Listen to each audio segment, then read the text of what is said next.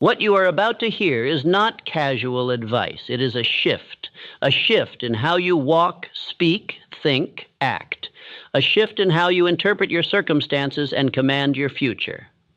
Let me tell you something that most men never grasp until it's too late. Your life bends to your assumptions. The way you expect things to go is the way they usually go, not because of fate, but because of focus. Because your dominant thoughts pull circumstances into alignment. They shape how you act, how you speak, how you persist or retreat. So what if you assumed right now that everything is working out for you, even when it's hard, even when it's silent, even when there's no proof? What if you lived like the outcome was certain, like the door was already open, and all you had to do was walk through it? That is not wishful thinking. That is mental engineering. And it is how the greatest minds in history rose through failure, criticism, and fear.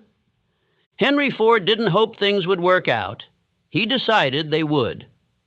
He poured his belief into the unknown before the world believed it was even possible. When everyone said the automobile was a fantasy, he built factories. Thomas Edison didn't doubt after his first 100th or 10,000th failed prototype because he assumed success was inevitable. He didn't need to see it. He carried it in his mind, and he acted as if it was already his. Charles Schwab didn't operate from fear. He operated from faith in his vision, a faith so strong that entire steel empires were shaped by it. His certainty was contagious. His belief made other men follow. And Andrew Carnegie, the man who transformed industry and wealth in America, he did not ask, what if this doesn't work? He moved as if the results were already secured. That is the energy that builds legacies. So why not you? Why not now? Why not today? You've spent enough time worrying, enough time hesitating, enough time telling yourself stories rooted in fear. Now, it's time to flip the script. Because the version of you that hesitates, that overthinks, that shrinks when life gets loud, he cannot coexist with the version of you that walks in certainty. You cannot serve two minds. One must die. So today I hand you a new frame, a new filter, a new standard. Act as if everything always works out, not because it's guaranteed, but because it makes you unstoppable. Because when you assume that success is inevitable, you move with courage, you speak with authority, you command your life instead of negotiating with it. This video is your reset, your new operating system, and it is to be repeated, not once, not twice, daily, until your subconscious accepts this certainty as law, until doubt withers in the presence of your calm. Because fear cannot live where faith is present. And the moment you live in alignment with the assumption that the outcome is secured, you destroy fear. So listen with intensity. Speak these truths aloud. Let them enter your nervous system like fuel. Because what we do next is not motivation, and it is reprogramming. And by the end of this hour, you will not think the same, and you will not move the same, and you will not be the same. Let's begin. Let's start with a question that has the power to rewrite your entire life. What if it all works out? Not just the small things, not just the comfortable outcomes, but all of it. The setbacks, the delays, the pain, the silence, the detours, the moments where nothing made sense. What if all of it, every piece of the struggle, is building the exact version of you required for the dream you've been asking for? Most people don't live in that possibility. They live in worry. They wake up bracing for failure. They talk about worst-case scenarios. They expect betrayal. They wait for the bottom to fall out, even when life is rising. And because of that expectation, they unconsciously direct their energy toward what they fear instead of what they want. But there's another way to live, a way that doesn't require hype, a way that doesn't demand perfection, a way that simply asks one thing from you: to believe before you see. Because here's the truth. Belief isn't a reaction. Belief is a choice. And that choice directs the energy of your mind. The subconscious does not argue with you. It accepts what you feed it, and then it builds around that assumption. If you say, things never work for me, your subconscious says, understood. And it begins filtering your world through that lens. That's what you start to notice. That's what you start to expect. That's what you attract. Not because of magic, but because you stopped looking for anything else. Now imagine the opposite. Imagine waking up, no matter the circumstance, with this quiet command running in the background. Everything is working out for me.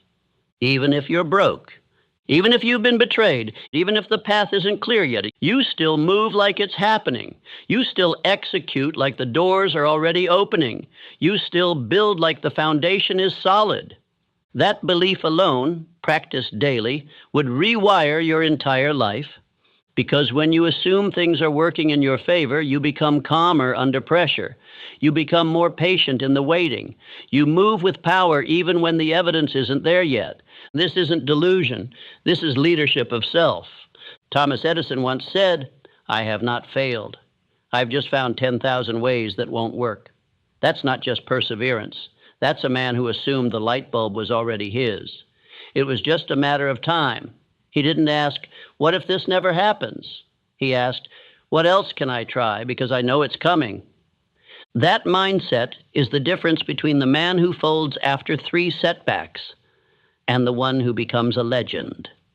Henry Ford, when his investors laughed at the idea of a car for the common man, he didn't try to prove himself with words. He didn't shrink into fear. He moved forward like the world was wrong and his vision was already done. And that's not arrogance. That's assumption with discipline. It's the decision to act like it's working, even when you can't see it yet. The weak wait for proof. The powerful move as if the proof already exists. That's what this mindset gives you. It removes the need for validation. It replaces panic with posture. And it installs a new belief system. The outcome is certain. I just haven't arrived yet. So let me ask you again, what if it all works out? What if the delay was divine? What if the betrayal was protection?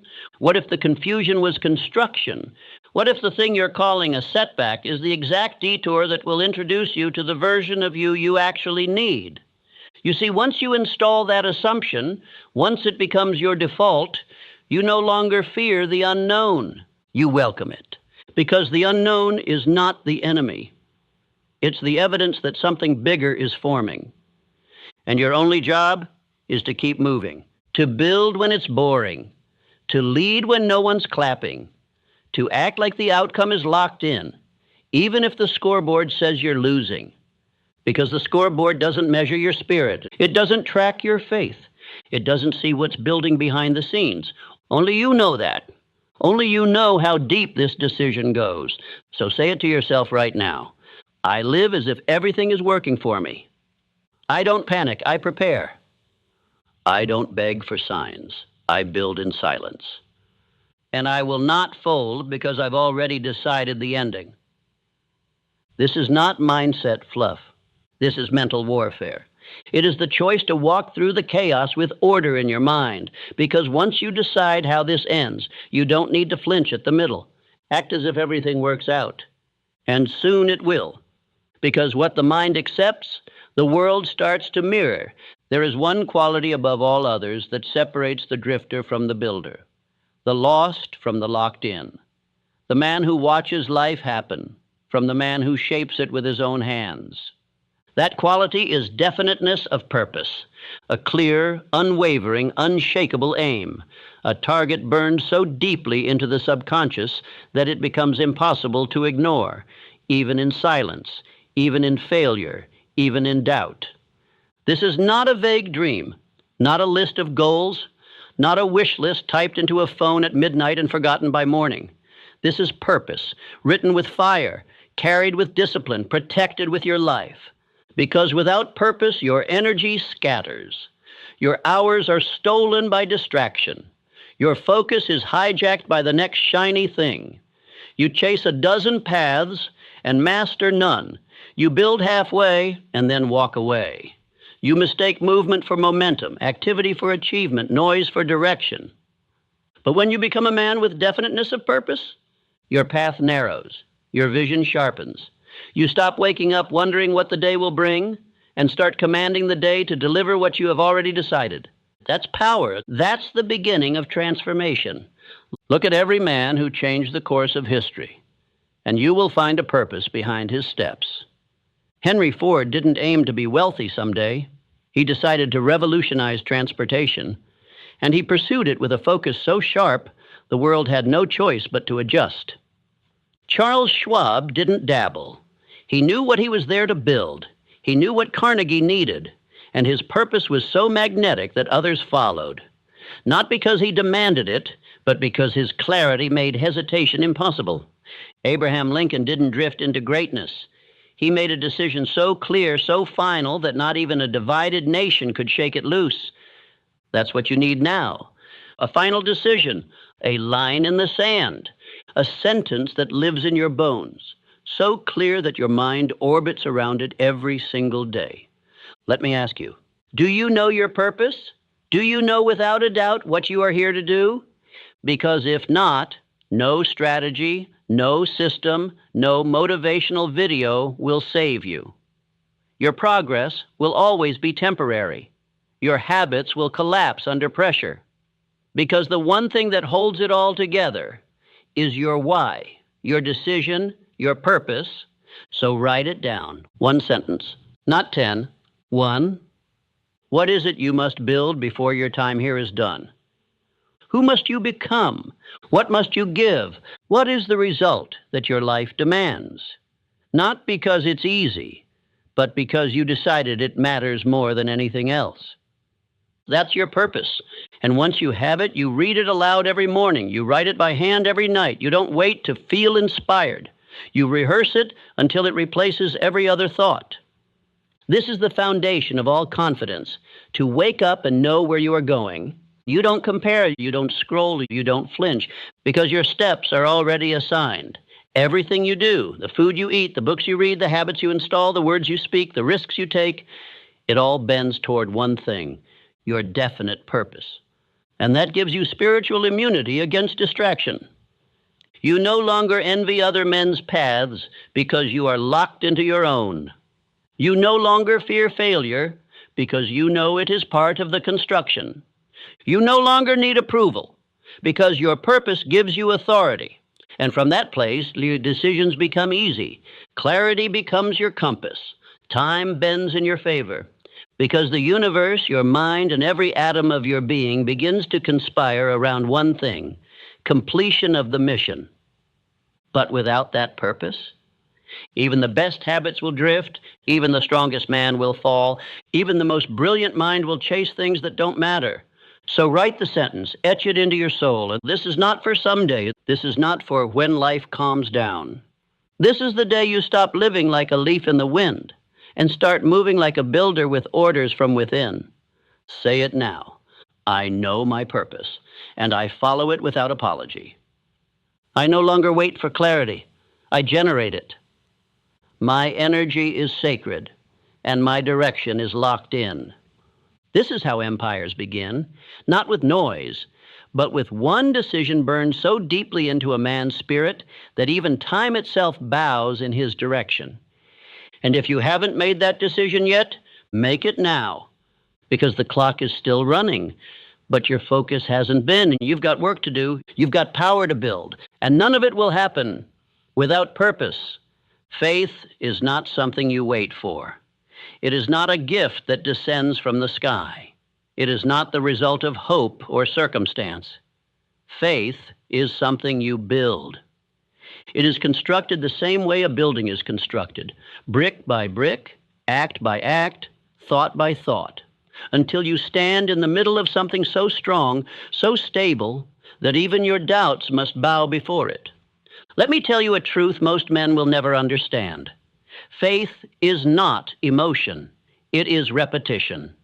It is the byproduct of consistent, disciplined belief, spoken aloud, written down, acted upon, until your subconscious accepts it as fact. You don't find faith, you forge it, you train it, you rehearse it until it no longer requires evidence, because it becomes the evidence. And here's the key. The mind doesn't believe what is true. It believes what is repeated. That is why so many men believe in failure, because they've rehearsed it. They've spoken doubt daily. They've imagined disaster over and over. They've aligned their actions with fear, and then wondered why faith hasn't arrived. Let me be clear. You cannot rehearse weakness and expect strength to show up. You cannot marinate in hesitation and expect certainty to grow. Faith, like muscle, is earned through resistance. It is built by applying pressure to your comfort, and every time you follow through, especially when it's hard, you earn more of it. That is why autosuggestion is not a game. It is the gateway. It is the act of deliberately feeding the mind the identity you have chosen, not the one you were given, not the one they labeled you with, the one you designed. That's why I don't tell you to casually watch a video and hope it changes you. I tell you to repeat it, to study it, to speak it back. Because when you do, when you make those words louder than the doubt, something extraordinary happens. You start to believe yourself. That is the root of all personal power. To know that when you speak, your subconscious listens. So you begin each day with command, not confusion. You wake up and speak the script of the man you are becoming, not just because it sounds good, but because you know it is writing new grooves in your mind.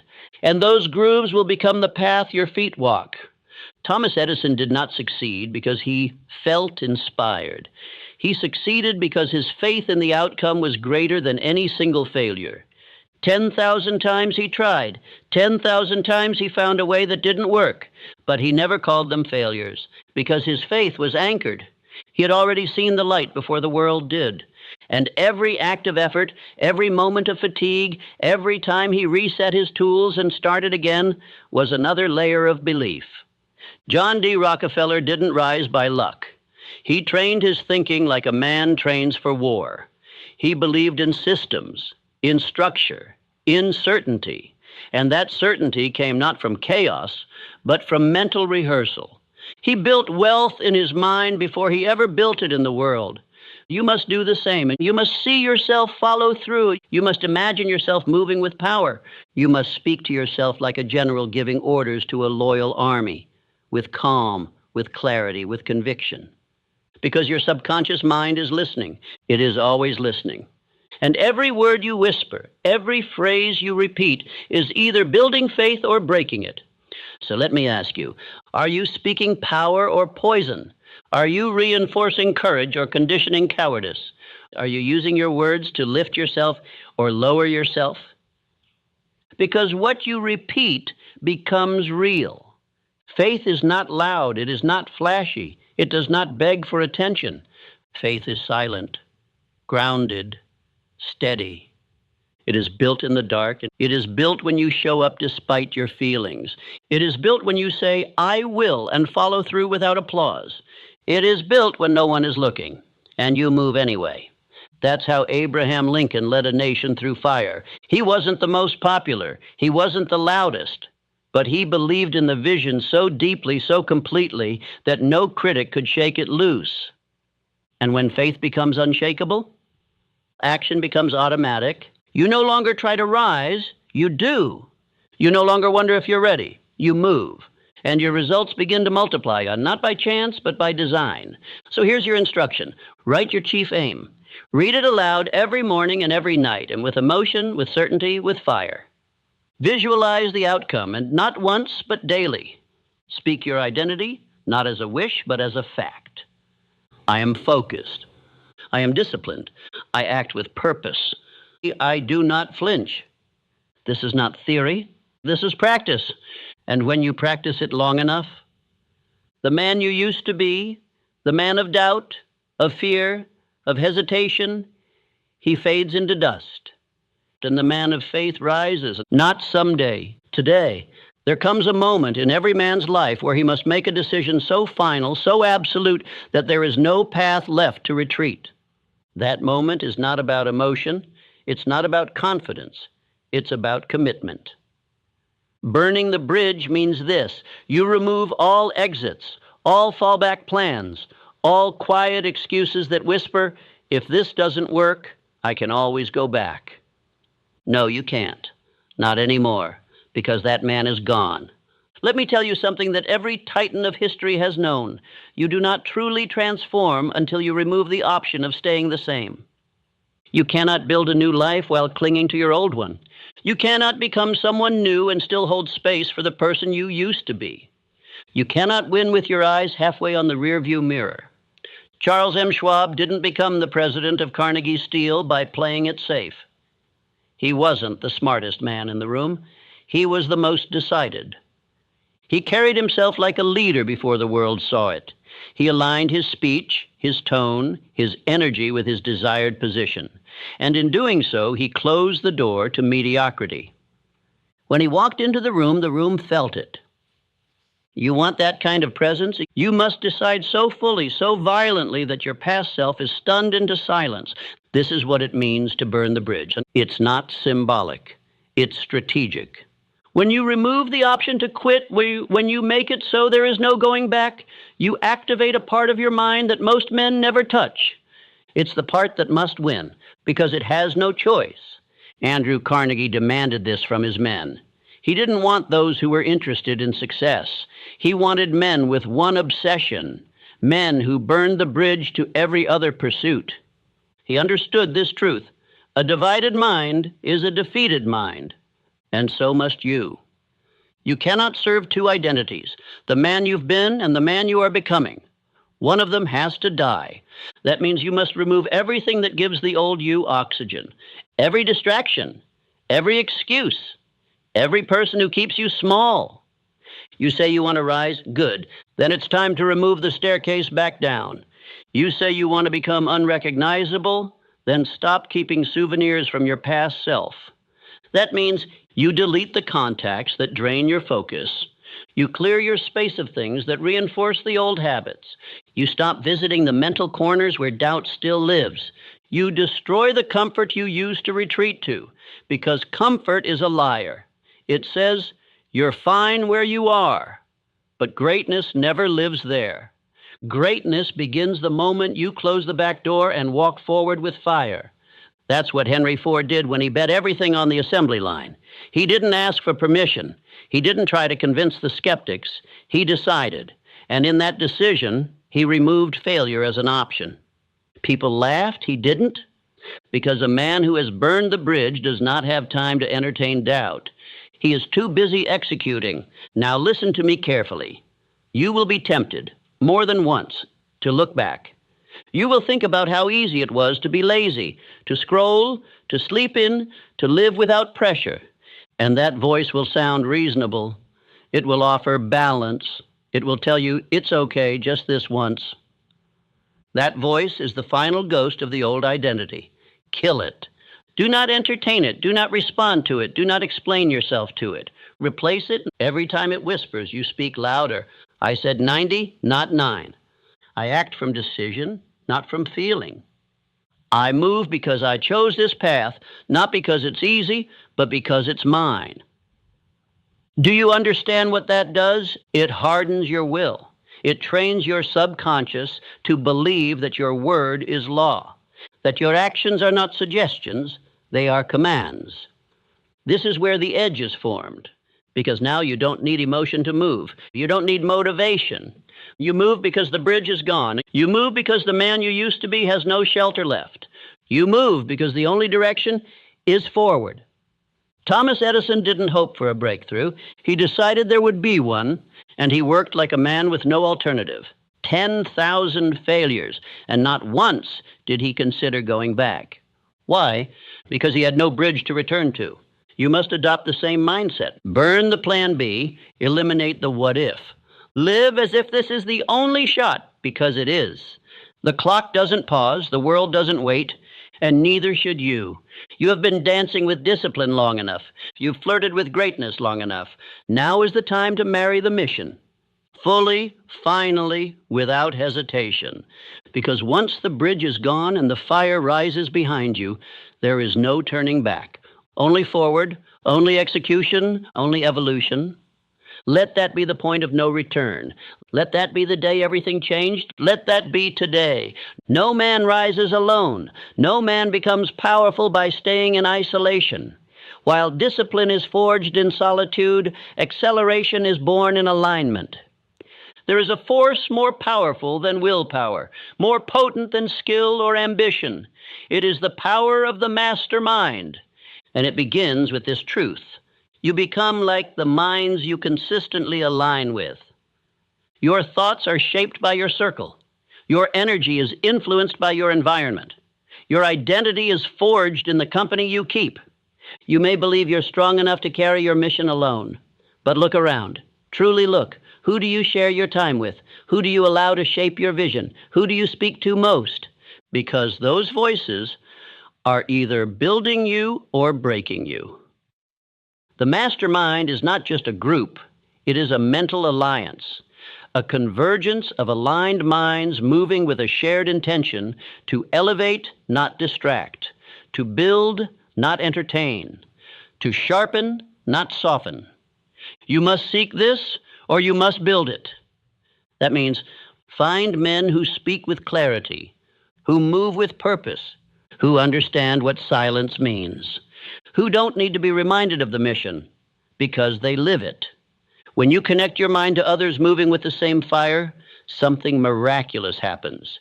You become faster, stronger, more focused. You multiply your energy. You collapse timelines. You begin to unlock ideas you never would have seen on your own because the mastermind brings perspective. This is not theory. This is the same strategy used by the greatest builders of history. Henry Ford did not build his empire in a vacuum. He surrounded himself with thinkers, engineers, and men of unshakable belief. They didn't always agree, but they aligned, they pushed, they challenged each other into higher forms of execution. Thomas Edison had a mental network of collaboration, not noise. Ideas passed between minds, each one sharpened through shared obsession. Andrew Carnegie, one of the wealthiest minds ever to live, attributed his fortune not to luck, not to capital, but to the power of the mastermind, to having one goal reinforced by many minds united in purpose. Charles M. Schwab, too, rose because he sought alignment with the highest vision and made it his daily environment. The mastermind does not happen by accident. It is created carefully, deliberately. But let's be clear, not everyone around you qualifies. A mastermind does not include people who speak with doubt, people who gossip, people who chase comfort, people who mock discipline, people who wait for permission to move. You must remove them from your mental atmosphere immediately, because a single weak mind in your circle can dilute the fire you're building. Protecting your energy is not arrogance, it is strategy. If a man does not feed your vision, he bleeds it. If he does not mirror your commitment, he distracts you from it. If he cannot see the future you are building, he has no place in its foundation. Let me give you a rule. If you wouldn't trade places with their life, don't take advice from their voice. You are not obligated to carry the weight of others' confusion. You are here to build something different, sharper, clearer, higher. So what do? You form your mastermind by choice. Start with one aligned mind, one voice that sharpens you, one man who speaks clarity over chaos, then another and another, until your circle becomes a system, a structure, a support so tight, so aligned that failure becomes difficult. Meet weekly, speak with purpose, share goals, hold each other to higher standards, eliminate the soft language. Maybe, someday, I'll try. Replace it with declarations, with accountability, with fire. And if you cannot find this circle yet, be it. Be the standard. Speak with authority. Move with conviction. Others will feel it, and they will rise to meet you or fall away. Do not chase approval. Do not try to convert those who are committed to drifting. Just build, just move. Just live aligned, and those meant to walk with you will appear. This is not about community for the sake of comfort. It is about alignment for the sake of power. Because when a mind as sharp as yours joins with another of equal fire, the laws of success begin to bend. The path gets clearer, the results get faster, the noise gets quieter. This is the hidden power of the master mind, the power to multiply your mission. So make your decision now. Who do I need to align with? Who do I need to release? And who do I need to become to attract the minds I want around me? Then begin. One aligned conversation can change your life. And one weak one can steal it. Choose wisely. Before the action, before the money, before the momentum, and there must be belief, because no man ever accomplished anything of greatness without first seeing it in his mind. You must believe long before the world gives you permission, long before the world applauds, long before the evidence shows up. That is the true test. Can you act as if it's already real while it's still invisible? This is what separates the few who rise from the many who quit. Understand this. Faith is not a luxury. It's not an optional mindset reserved for the optimistic. Faith is a requirement, the foundation, the beginning of all transformation. You may think you need clarity to begin. You don't. You may think you need resources, motivation, support. You don't. What you need, which is a decision backed by belief, the kind of belief that is felt in your chest, that moves your feet, that speaks louder than doubt, even when your voice shakes. Abraham Lincoln did not know how the war would end. He didn't have certainty in strategy, but he had faith in principle, faith that freedom must win, even if the road cost everything. Henry Ford had no map, no market, no approval, but he believed so deeply in his vision that the world eventually bent to his certainty. Rockefeller built empires before the infrastructure even existed. Why? Because in his mind, it was already done. Edison, Carnegie, Schwab, none of them waited for evidence before they believed. They created the evidence by acting in advance of it. That is what faith does. It precedes the results. But fear does the opposite. Fear says, I'll wait until I see proof. Faith says, I'll move and then make the proof appear. Which voice do you obey? Fear waits. Fear scrolls. Fear calculates every risk and forgets every reward. Faith builds. Faith acts. Faith believes and moves anyway. And if you think this is just positive thinking, you misunderstand the laws that govern your mind. Your subconscious does not respond to what is true. It responds to what is repeated, what is felt, what is believed. If you repeat fear, your life becomes a pattern of protection. If you repeat belief, your life becomes a pattern of creation. That is why autosuggestion is so vital. Why you don't just hear the words, you speak them, you feel them, you emotionalize them into your subconscious until they become your identity. You don't just say, I believe, you say, I act with faith. I do not wait to feel ready. I know who I am becoming, and I move accordingly. This is how belief is installed. Every day you speak the vision. Every day you move like it's done. Every day you refuse to let fear direct your decisions. That's the part most men miss. They think belief is just mindset, but belief is also motion. If you want to believe, act like you believe, because action reinforces belief. Each time you follow through without evidence, each time you show up when it's hard, each time you keep your word in private, you build a new identity, an identity that says, I don't need proof. I am the proof. Let me give you a law. Belief precedes performance. You will never outperform the image you hold of yourself. So the question is not, can I do it? The question is, what am I rehearsing? What am I telling myself daily in silence? What identity am I speaking into existence or avoiding out of fear? Because the world doesn't respond to potential. It responds to certainty. Certainty in your voice, certainty in your movement, certainty in your presence. You cannot fake that. It must be forged. And you forge it through daily rehearsal, through repetition of belief in the absence of proof. Every morning, speak your vision. Every evening, reflect on your actions. Every hour, refuse to betray the man you said you're becoming, and watch what happens. The fear doesn't vanish, but your faith gets louder.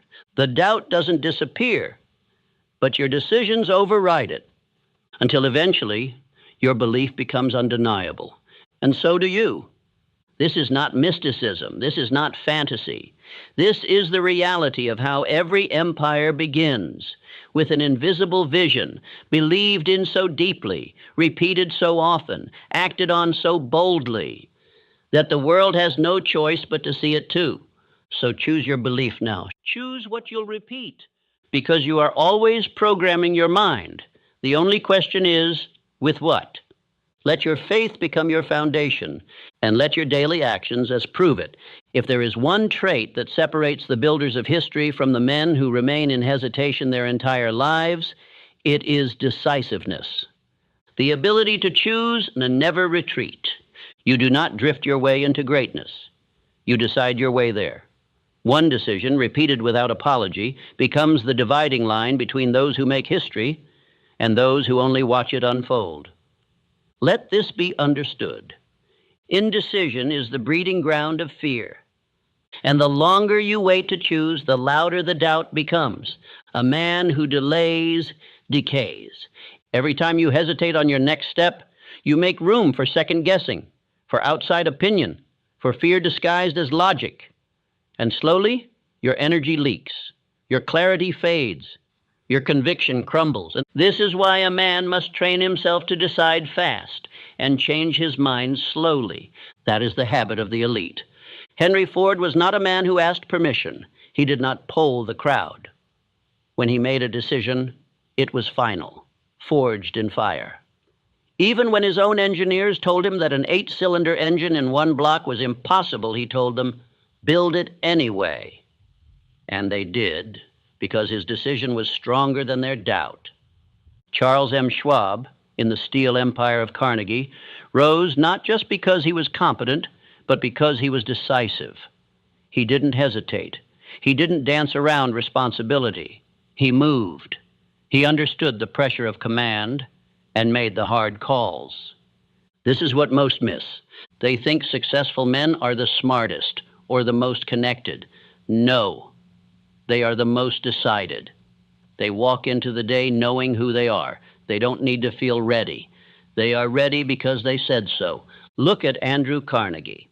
He didn't build his empire through endless research. He built it through direction.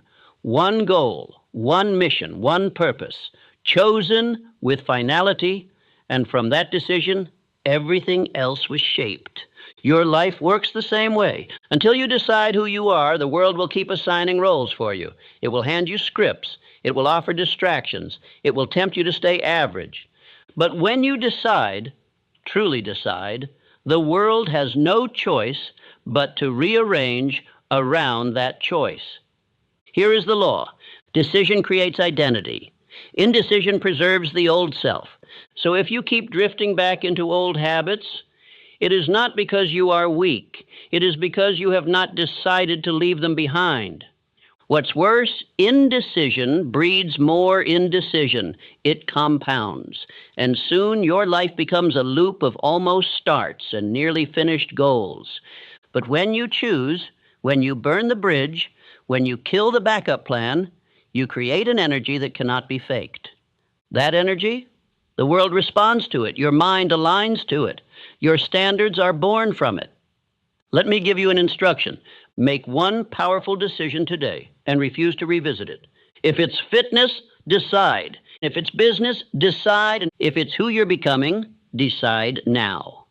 And when the voice of doubt creeps in, when the temptation to adjust or wait or feel it out shows up, you don't listen, because the decision is already made.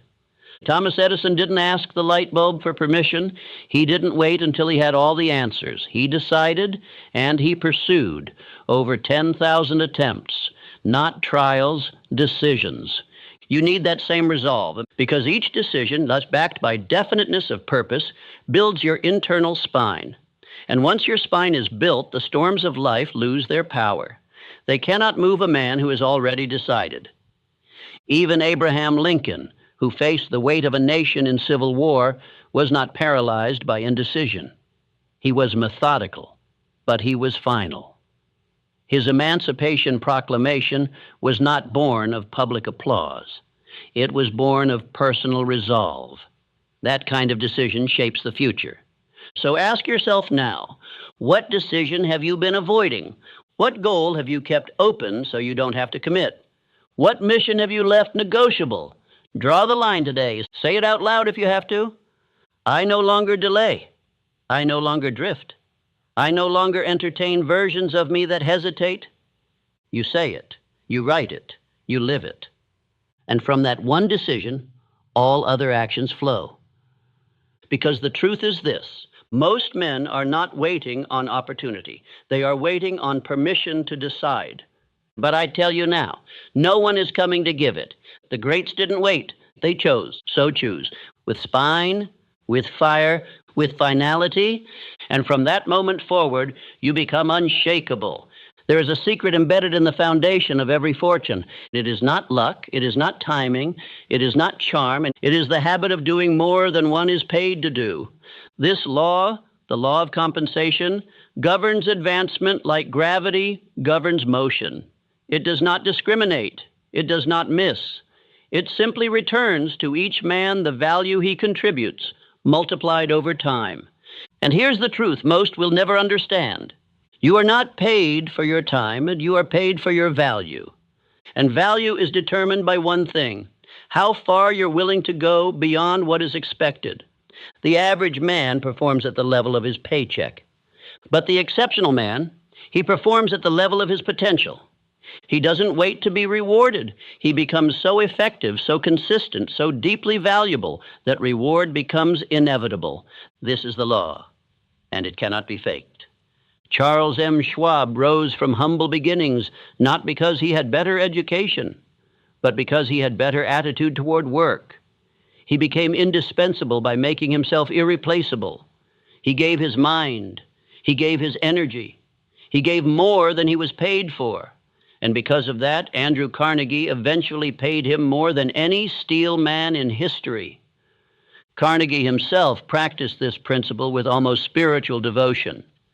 When he built his early career, he worked longer hours, took on greater challenges, volunteered for responsibilities outside his title, not for recognition, but for growth. And that growth, it positioned him for opportunity. This is how the climb begins. You don't get promoted by asking. You get promoted by becoming too valuable to ignore. Understand this: the marketplace pays for impact, not intention. It doesn't matter how long you meant to. It doesn't care how busy you were. It only measures results. And those results are multiplied for the man who consistently goes above and beyond. That's where you must live, and in the extra mile, the unpaid hour, the unseen effort, the quiet improvement. Because here's the secret no one talks about: the extra mile is the emptiest one. And that's why it's where all the power lives. Everyone wants to get ahead, but few are willing to give more than they're asked. Few wake up early without being told. Few deliver excellence when average is accepted. Few take ownership of mistakes that weren't even theirs. But the few who do, they rise. Thomas Edison did not stop when the world said, enough. He worked relentlessly, not to clock hours, but to produce value. Over 1,000 patents, invention after invention. Why? Because he focused not on reward, but on output, and reward followed. And this is why you must detach from immediate return. If you only act when rewarded, you will forever be enslaved by permission. But if you act from principle, from the law itself, you become independent of circumstances. You act not for applause, but because you are the kind of man who does more than what is required. And over time, the world catches up. Henry Ford didn't invent the car. He revolutionized the process. He built something better, faster, more accessible. He didn't stop at good enough. He pushed boundaries.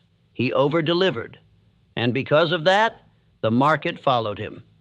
Success is not reserved for the lucky.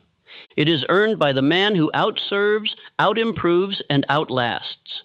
That is what you must install. not just in business, but in your home, in your discipline, in your mission. When you do more than expected, you become more than expected. You grow, you gain self-respect, you earn influence. And most importantly, you rise above the competition without needing to destroy anyone else. So here's your challenge. Where can you over-deliver today? What extra detail can you improve? What skill can you sharpen without being asked? What task can you complete better than expected? And once you answer, you do it, not once, but daily, until excellence becomes your habit and your name becomes associated with certainty. Because that's the highest currency, certainty of execution. The man who always delivers, even when no one's watching, becomes the man who is always called on when it matters. So if you want to advance, if you want to rise, if you want to build a reputation that makes opportunity chase you, not the other way around, then stop asking for more and start giving more, quietly, relentlessly, with no need for credit, because credit will come. Compensation will come. Recognition will come, but only if you build yourself into the kind of man who doesn't need it. Say this aloud. I do more than what I'm paid to do. I am not average. I move with excellence, even when no one is watching.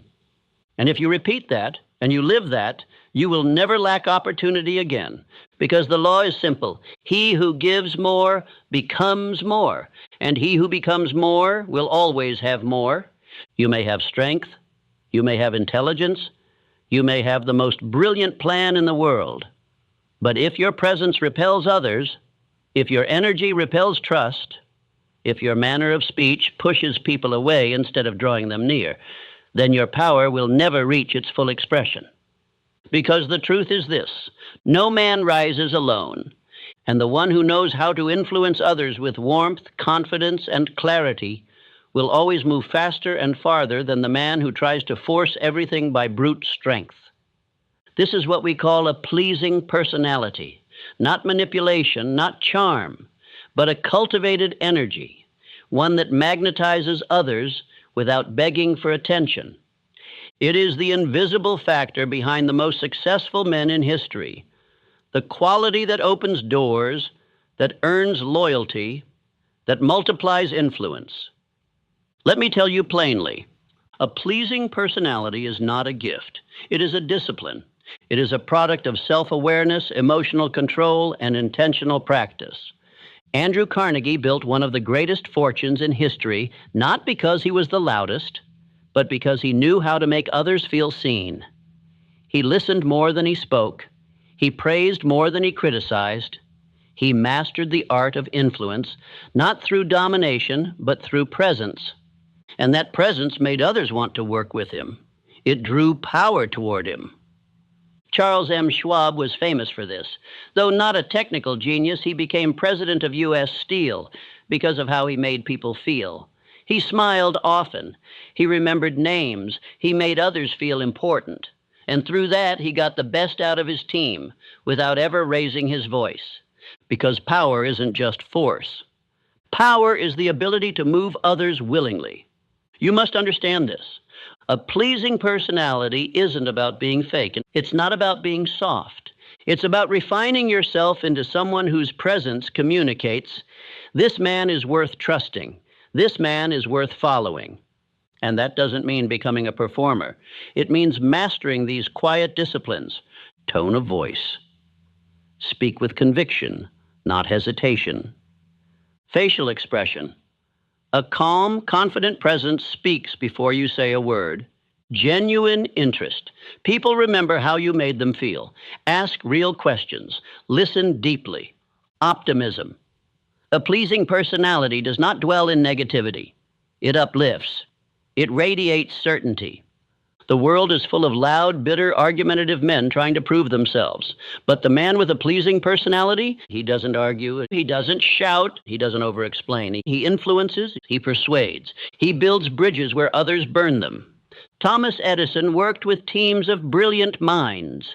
And though he was intensely driven, he understood the value of collaboration, of creating a magnetic environment that made others want to contribute. His laboratories weren't just centers of invention, they were environments charged with positive expectancy. That's what a pleasing personality creates. Movement without resistance. Now let's make it practical. If you want to be powerful, you must become likable. Not because you seek approval, but because you understand this law. People move faster for men they admire. When you speak with respect, others give you respect. When you walk with presence, others feel it before you speak. When you remove the need to prove, you gain the ability to persuade. And persuasion moves mountains. Ask yourself, do people feel stronger after speaking with me? Do I make others feel valued, not by flattery, but by attention? Do I carry myself with calm authority or chaotic energy? Because here's the bottom line. The most powerful man in the room is not the one who talks the most, but the one others listen to when he finally speaks. Abraham Lincoln is remembered as one of the greatest presidents, not because he dominated others, but because he combined firmness with humility. He communicated with simplicity, with clarity, with presence. Even in the darkest times, he radiated a pleasing personality that gave the people confidence. Henry Ford, for all his brilliance, knew the importance of harmony. He didn't surround himself with yes men, but he valued those who could communicate ideas with calm, strength, and direction. He was not polished in speech, but he was consistent in presence, and consistency creates trust. That's the essence of a pleasing personality. You don't chase attention, you command it through character. So here's your challenge. Speak less, and when you do, speak with intention. Smile more, not as a mask, but as a message. I am in command of my energy. Move slowly, speak clearly, make others feel seen, and most of all, live your life in such a way that your presence makes others want to be better. Because that's the highest form of influence, the man who uplifts everyone around him without effort, simply by being who he is. Repeat this daily. My presence is calm, powerful, and persuasive. I make others feel seen, heard, and understood. I do not argue, I influence. And over time, that energy becomes magnetic. The world starts leaning toward you, not because you shouted, but because you built yourself into a man worth following. There is a law, one so powerful, so consistent, that those who live by it are destined to rise, and those who violate it are sentenced to mediocrity. It is not written in stone. It is not taught in schools. It is rarely mentioned in conversations about success. And yet, every successful man I've ever known obeyed this law like it was scripture. It is the law of increasing returns. The man who does more than he is paid for will soon be paid for more than he does. Let that echo. Because it is not a motivational phrase, but it is an economic truth, a spiritual truth, a universal truth. The average man says, I'll give more when I get more. But the builder, the man who commands his life, says, I'll give more now, and let the rewards find me later. And they always do. Look at Andrew Carnegie. He began as a poor boy in a telegraph office. He wasn't asked to learn how to read and write Morse code fluently. He wasn't required to memorize rail routes, but he did. He went beyond the role, beyond the instruction, beyond the bare minimum. And what happened? The people in power noticed, not instantly, but inevitably. And from that small post, he rose to become one of the richest men in the world. How? He gave value first, without asking, without keeping score, without demand. The man who goes the extra mile makes himself irreplaceable, because while others perform the duty, he delivers the result. While others ask, what am I owed? He asks, what else can I give? You must understand, life does not pay you based on the clock. It pays you based on value. Your time means nothing if it produces little. But your effort, your initiative, your refusal to cut corners or wait for reward, that makes you unstoppable. Thomas Edison knew this well. His work ethic was legendary. Thousands of failed experiments, sleepless nights, years of obsessive experimentation. He didn't demand guarantees. He gave everything. First. and only after results were produced, the world handed him its rewards. Now let me ask you, are you doing the minimum? Are you only rising when someone's watching? Are you only moving when it's convenient? Because the universe keeps score, not of your hours, but of your initiative. The world might not reward you immediately, but it will eventually, and far beyond what you expect, if you make this a habit. Start where you are. If you work a job, stop asking what your role is. Start asking what your standard is. If you're building a business, stop asking what clients will pay for. Start asking what would blow them away. If you're building a skill, don't just check the box. Stay longer, push deeper, stretch further. Because every time you exceed the expectation, every time you cross the invisible line of enough and keep going, you separate yourself from the pack. You become unforgettable. You become trusted. You become indispensable. Let me remind you, Charles M. Schwab wasn't promoted for doing his job.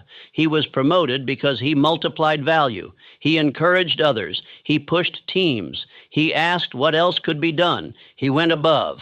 Not for attention, but because it was who he was. That's what you must become. The man who gives more than is asked, more than is expected, more than is required. And the key? Do it when no one sees it. Do it when no one claps. Do it until it's your identity, because that identity becomes a magnet for opportunity. Henry Ford built an empire not just because of what he knew, but because he demanded more from himself and from others. Faster production, smarter engineering, better value for the customer. He always asked, how can we give more? And as a result, he received more than any man in his field. But remember, it started small. Every great leap begins with invisible effort, so begin today. Ask yourself, where am I meeting the minimum? Where can I exceed the standard? Where can I act not like an employee, not like a worker, but like an owner? And once you find that answer, live it. You'll feel resistance. Others will mock you. They'll say you're working too hard, caring too much, doing too much for nothing. But the rewards of going the extra mile are never immediate. They are delayed, but multiplied. They come in the form of respect, of trust, of opportunity, of leadership, and eventually of wealth. Say this daily, I do not ask what I'm owed, I ask what I can give. I exceed expectations as a way of life. I am the man who goes the extra mile, because that's where greatness begins. And let those words take root, because the man who lives by them, he never stays at the bottom for long. Let me tell you something you already know, but may not have accepted. Watching this once is not enough. You cannot rewire your entire system in a single sitting. You cannot kill a decade of fear with one round of motivation. You cannot erase the old programming with inspiration alone, because your subconscious mind does not respond to one-time information. It responds to repetition. To imprint a new belief, you must burn it in again and again until it becomes more familiar than your doubts. So let this truth echo through your mind. Repetition is the language of the subconscious, and the strongest loop always wins. If your old loop is, I'm not good enough, it will dominate until a stronger one replaces it. If the dominant signal in your life is hesitation, that will become your identity. But if you feed your mind day after day with power, with certainty, with a voice that reminds you of who you really are, then the old voice loses volume, not by force, but by frequency. That's why autosuggestion is not optional. It is the method, the tool, the mechanism by which you reprogram who you are at the core. And how does it work? You play this again. You speak the lines aloud, not casually, but with energy. You memorize the phrases that struck you. You repeat them in your mind when resistance rises.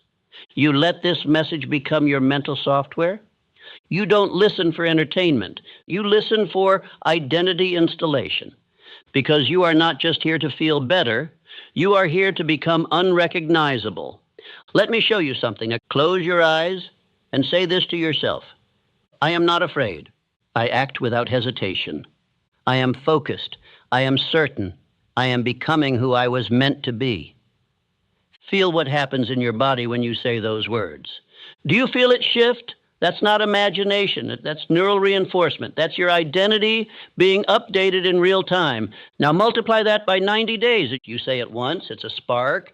You say it every morning for 90 days, it's a circuit. And you speak it until it becomes your baseline, until the words don't just sound strong, they are your voice. Because here's the law. What you feed forms you. What you repeat becomes you. So don't let this message fade. Don't treat it like a video. Treat it like a ritual. Build your morning around it. Make it part of your environment. And if someone asks why you keep playing the same message again and again, tell them this. Because I'm not here to be entertained. I'm here to be rebuilt. Your mind is programmable. Always has been. The only question is, who's writing the code? From this moment forward, you are. So play this again. Speak the words with fire. Walk into your day with certainty, because every time you repeat power, you weaken fear. And now, let's close this chapter the only way a man committed to transformation should. You've listened. You've absorbed truth after truth. Not theories, but tools. But now comes the most important part. You walk, not as the man who started this video, but as the man who has already become what he used to chase. You don't move like you're trying. You don't speak like you're hoping. You walk like it's done. That's the posture of a man with power, not because he knows everything, but because he knows himself. So from this moment forward, you move differently. You walk into the gym like the transformation already happened. You step into your work like the breakthrough already came. You make decisions like success is already unfolding behind the scenes, because guess what? It is. Everything is working in your favor, but only if you act like it. Faith is not passive. Faith moves, faith builds, faith walks like the outcome is certain. That's not delusion, that's identity. That's alignment. So before this video ends, before you step back into the world, I want you to say this with power. Out loud, spine tall, chest forward. I am not afraid. I act without hesitation. Everything is working in my favor, and I move like it. Now say it again slower and mean it. I am not afraid. I act without hesitation. Everything is working in my favor, and I move like it. That is your identity script now. You don't need validation. You don't need applause. You don't need anyone to understand the fire that's burning in your chest. You just need to keep going. Because the world rewards the man who moves with certainty. Not noise, not explanation, certainty. You don't have to explain your decisions to people who haven't earned the right to hear them. You don't need permission to rise.